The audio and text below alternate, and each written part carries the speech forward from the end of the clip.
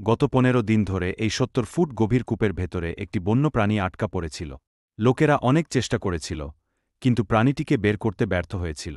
মুরলীধর যাদব, যার সম্পর্কে আপনাদের কিছু বলার দরকার নেই, তিনি কাছে আসে এবং একটি ফাঁস প্রস্তুত করেন যাতে প্রাণীটিকে ফাঁসে আটকে উপরের দিকে টেনে তোলা যায়। কিন্তু সেই প্রাণীটি খুব ভয় পেয়েছিল, তাই সেই ফাঁদ থেকে বাঁচতে সে একটা গর্তে ঢুকে পড়ে। অনেক চেষ্টার পরেও প্রাণীটি এই ফাঁদে আটকা পড়ে না। এরপর মুরলী নিজেই এই গভীর কূপের ভেতরে যান এবং কাঠের লাঠির সাহায্যে সেই নিরীহ প্রাণীটিকে ফাঁদে আটকে ফেলার চেষ্টা করেন। কিন্তু অনেক চেষ্টার পরেও প্রাণীটি এই ফাঁদে আটকা পড়ে না। অনেক পরিশ্রম ও প্রচেষ্টার পর অবশেষে তারা সেই নিরীহ প্রাণীটিকে ফাঁদে ফেলতে সফল হয়।